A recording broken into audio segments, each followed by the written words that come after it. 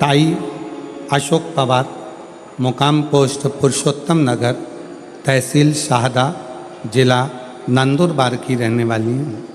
कहीं बैठी हों तो हाथ हिला सकती हैं, और बच्चा आया हो साथ में तो उसको ला सकती हैं। मेरा मोबाइल नंबर ये है। हमारी शादी 2005 में हुई थी।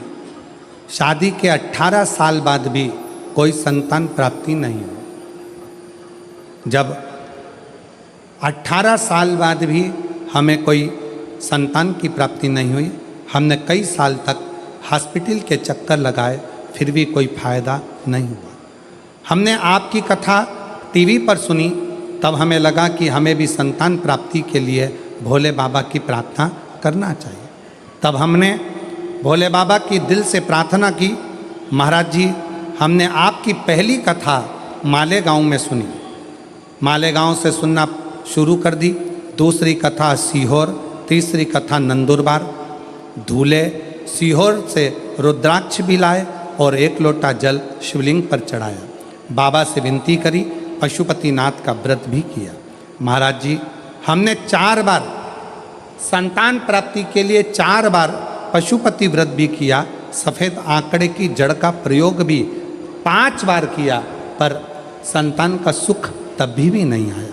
पर हमने शिव का पीछा नहीं छोड़ा। आप कहते हो कि शंकर का पीछा मत छोड़ना, बाबा देगा जरूर। हम शंकर के पीछे पड़ गए और बाबा की कृपा से 19 साल पूरे हो गए, और 19 साल के बाद 23 दिसंबर 2024 को बाबा की कृपा से 19 साल के बाद मुझे संतान की प्राप्ति हुई, जिसका फोटो मैं पीछे लगा रही हूँ। 19 साल के बाद मुझे बाबा ने संतान दी। अब एक पत्र और देखिए, बड़ा सुंदर। मैं रंजना जगत सिंह रावल, गांव सारंगखेड़ा, तहसील शाहदा, जिला नंदुरबार। कहीं बैठे हों तो हाथ हिला सकते हैं।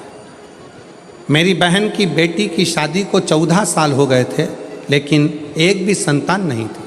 तो मैंने मेरी बहन की बेटी को शिव महापुराण में जो सफ़ेद आंकड़े की जड़ का उपाय है उसको करने को कहा। पहले तो उसने मना कर दिया कि डॉक्टर का ट्रीटमेंट चल रहा है, पर डॉक्टर का ट्रीटमेंट करते करते जब वो थक गई, तब उसने विचार करा कि मेरी मासी जो बोली है मैं वही करती हूँ। और मासी का कहना मानकर फिर उसने 14 साल के बाद डॉक्टर की ट्रीटमेंट को करते करते बंद कर फिर सफ़ेद आंकड़े की जड़ का प्रयोग करा। एक बार बेटी का गर्भ नहीं ठहरा, उसका विश्वास टूट गया। पशुपतिनाथ का व्रत करा तो भी उसका गर्भ नहीं ठहरा, तो विश्वास टूट गया। फिर उसने फ़ोन करा, मासी मेरा तो गर्भ ही नहीं ठहरा। दूसरी बार मैंने फिर उससे कहा, वापिस पशुपति व्रत कर, सफ़ेद आंकड़े की जड़ का फिर प्रयोग कर। शंकर जी के धाम गई, कुबरेश्वर धाम पर प्रणाम किया। बाबा की कृपा ऐसी, वहाँ से प्रणाम कर आई, गर्भ ठहर गया। और बाबा की कृपा से बाबा ने ऐसी करुणा करी कि उसको एक नहीं, बाबा ने 2 संतान प्रदान करी। दोनों का फोटो मैं लगा रही, दोनों का फोटो लगा रहे। आप लोग LED पर दोनों बच्चों का फोटो आप देख सकते। एक नहीं 2 बाबा ने संतान दे दी। ये शिव की उदारता, ये शंकर की। और तेरी कृपा बिना न हिले एक भी लेते श्वास, तेरी कृपा से तनु तनु। क्या करूं मैं राखों के ढेर का, चपटी भभूत में खजाना कुबेर का। गंगाधार मुक्ति द्वार ओंकार तू, भोले ओंकार तू। आयो शरण तिहारी शंभु तार तार तू। बस शंकर की कथा को जब आप सुनने के लिए बैठे, बहुत ध्यान दीजिएगा। शिव को मनोरंजन के भाव से नहीं सुने, शिव को मनोमंथन के भाव से सुने। कथा में जितनी देर बैठे उतनी देर आपके हृदय में श्री शिवाय नमस्तुभ्यम। घर से निकल कर आओ, रास्ते में निकलते निकलते भी श्री शिवाय जब जाओ तो जाओ तो जपो।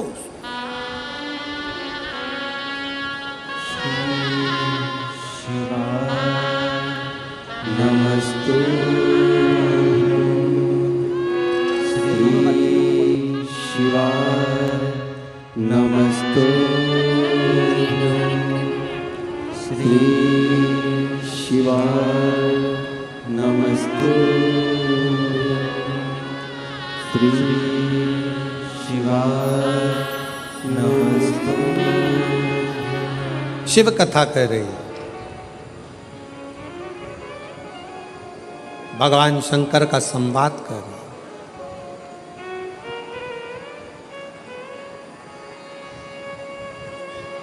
शिव से कभी मिलना हो, कभी मिलन।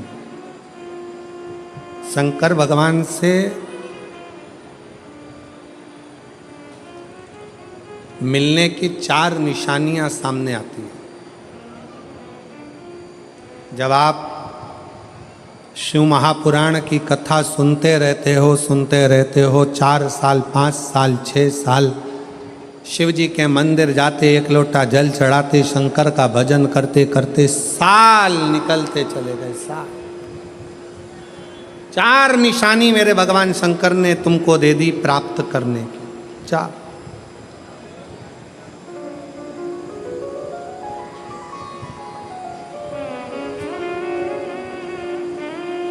4 संकेत शिव मिलने के, शिव समागम के, शंकर को प्राप्त के। पहला संकेत भगवान शंकर देते हैं अपने भक्त को, जो भगवान शिव की कथा को निरंतर सुनता रहता है, शिवालय जाता रहता है, एक लोटा जल चढ़ाता रहता है, शिव को भजता रहता है, श्री शिवाय नमस्तुभ्यम कहता रहता है। उसको पहला संकेत भगवान शंकर देते हैं अपने मिलन का, उसको स्वप्न में दर्शन देते हैं। जब भगवान शंकर का दर्शन बार बार स्वप्न में होने लगे, समझ लेना कि तुमने पहली परीक्षा पास कर